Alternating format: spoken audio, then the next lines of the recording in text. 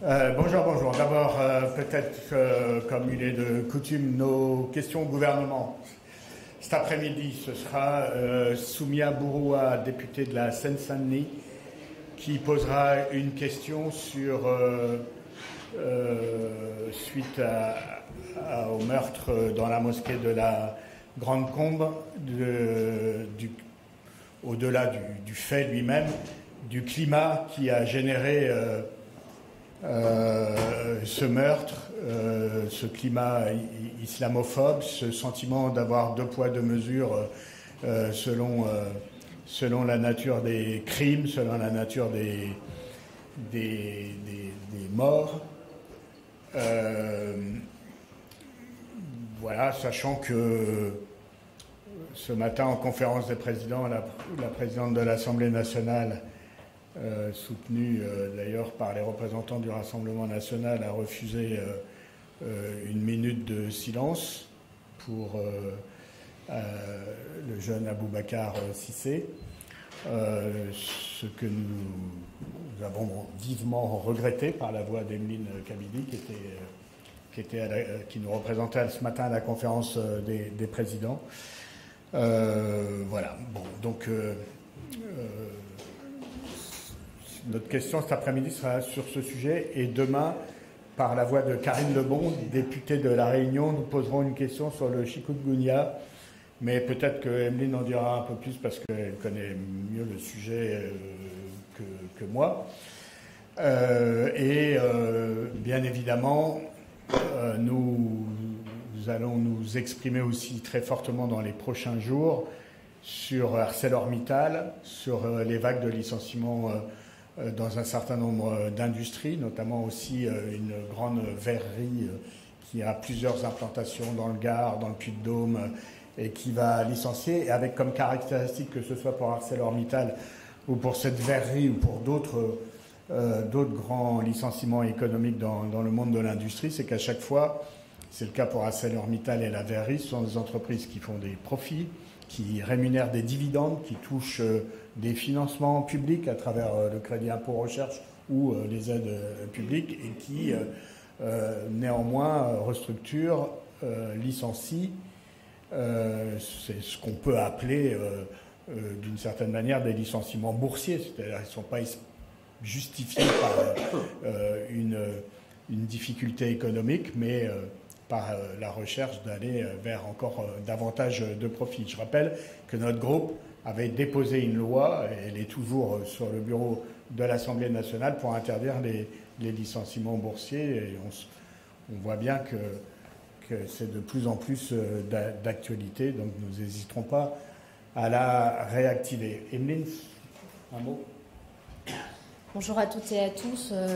Vous dire un mot effectivement rapide sur la question qui sera posée demain.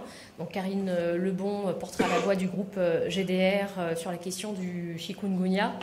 Comme vous le savez sûrement, il y a une grave crise à La Réunion depuis plusieurs mois, avec maintenant un nombre de personnes touchées par cette maladie qui explose, et encore plus depuis le cyclone Garance. Il y a un vaccin qui a été mis sur le marché avec un avis positif de la Haute Autorité de la Santé. Un vaccin qu'on nous avait présenté comme sans risque. Il se trouve qu'il y a eu des incidents graves à La Réunion, avec notamment un décès que l'on attribue au vaccin. Il a donc été décidé en urgence ce week-end par la Haute Autorité de suspendre la vaccination des personnes de plus de 65 ans sans comorbidité. Pour le moment, néanmoins, il n'y a pas de suspension totale de vaccination, alors même que certains professionnels le demandent, compte tenu d'autres incidents graves révélés lors de la vaccination aux États-Unis et de l'incertitude finalement de ce vaccin pour la santé. Il y a peut-être un scandale sanitaire finalement derrière cette campagne de vaccination auquel les Réunionnais étaient déjà plutôt réticents, puisque on se pose la question de savoir si la Réunion ne servirait pas finalement un peu de cobaye sur ce vaccin qui semble ne pas être totalement abouti. Et derrière le scandale sanitaire, sûrement un scandale financier, puisque l'ARS Réunion avait a acheté, semble-t-il, pour plus de 5 millions, 40 000 doses de vaccins pour vacciner la population. Ce vaccin est sur le marché mais n'est pas remboursé par la sécurité sociale. Si ces doses ont toutes été achetées et sans possibilité de retour, on se pose la question de savoir si finalement ce n'est pas de l'argent qui aurait été jeté par les fenêtres et comment est-ce que l'ARS va pouvoir se retourner avec autant de doses achetées qui ne pourraient pas être inoculées. On se souvient tous du scandale du vaccin H1N1 et des millions de doses qui avaient fini à la poubelle. On attend aujourd'hui à La Réunion de la transparence et sur ce vaccin et sur l'état de l'épidémie et sur les questions financières. On espère en avoir avec cette question au gouvernement. Voilà.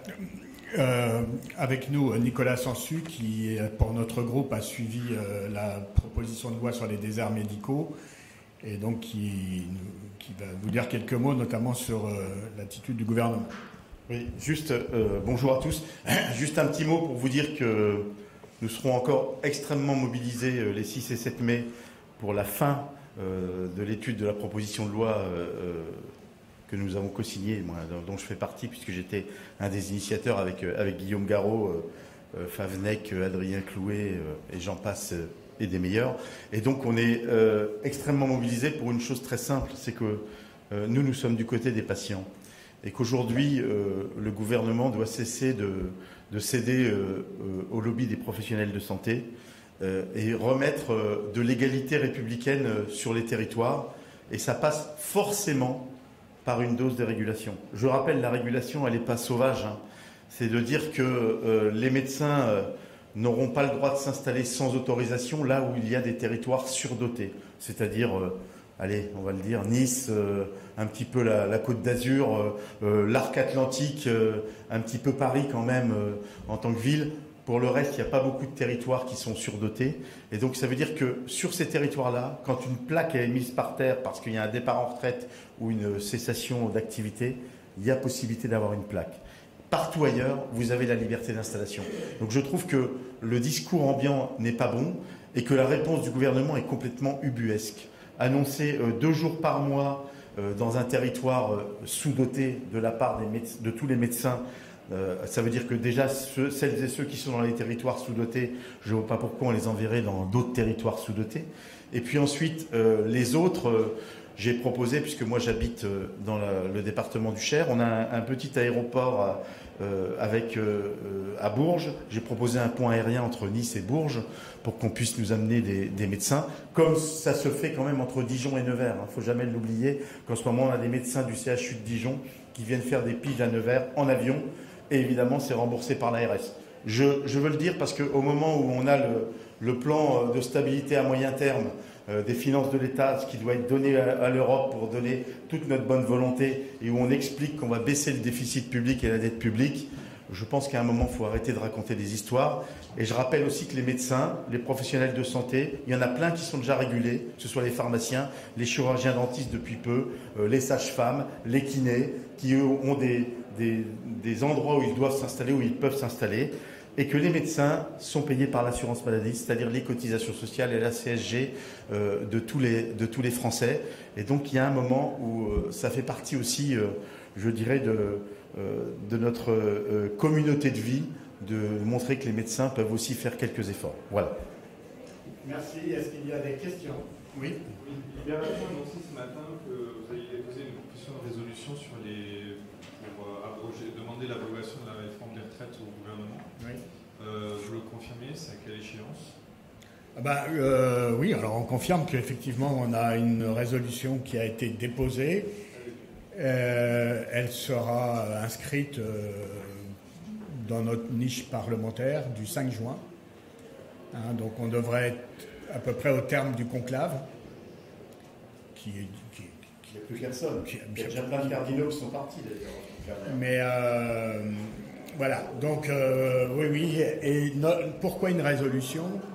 Parce que nous avons constaté qu'avec les propositions de loi, je rappelle, les retraites, jamais votées à l'Assemblée, 49-3, contre une majorité du peuple et notamment des actifs, qu'un récent sondage de l'IFOP d'il y a quelques jours montre que plus d'1 an et demi après, bientôt 2 ans après, l'opposition des Français à cette réforme et à cette mesure d'âge particulièrement injuste reste extrêmement élevée et extrêmement majoritaire, que le conclave, avec toutes les lignes rouges qui ont été mises par les uns et par les autres, et notamment par le patronat, vont empêcher qu'il aboutisse à quelque accord que ce soit.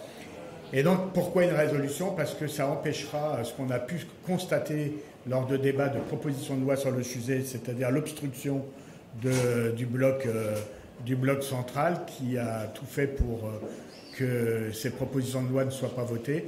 Et donc, nous voulons qu'au moins une fois, sur ce sujet majeur pour les Français qui est celui des retraites, qui était très présent dans l'élection législative au moment de la dissolution au mois de juin et qui n'a pas pesé pour rien dans les résultats et qui, de toute évidence, sera très présent lors de la prochaine élection présidentielle. Nous voulons qu'au moins une fois, l'Assemblée nationale puisse voter sur ce sujet. C'est la raison pour laquelle nous allons vers une résolution qui, comme vous le savez, ne fera pas l'objet d'amendements et fera l'objet uniquement de prise de parole politique et d'un vote. Donc on est assuré d'avoir un vote. Et enfin, l'Assemblée nationale, pour la première fois, s'exprimera sur le sujet.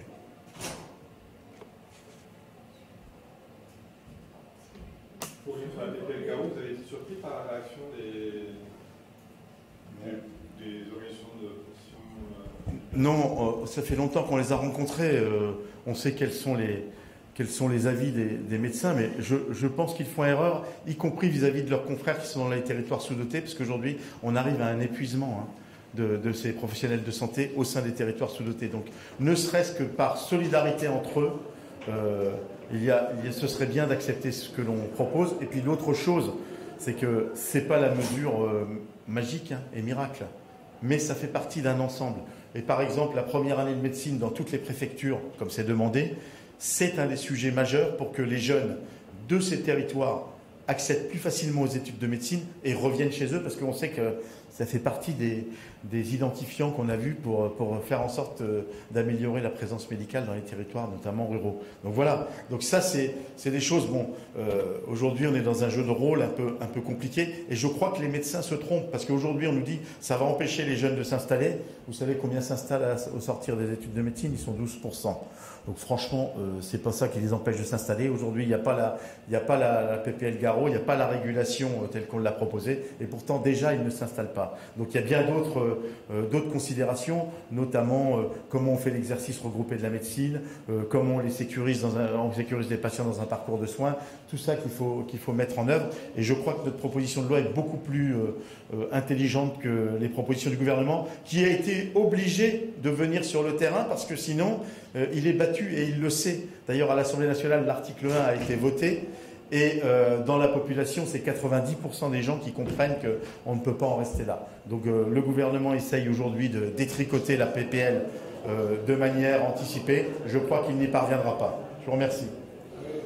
On vous remercie pour votre attention et on laisse la place aux collègues derrière. Merci.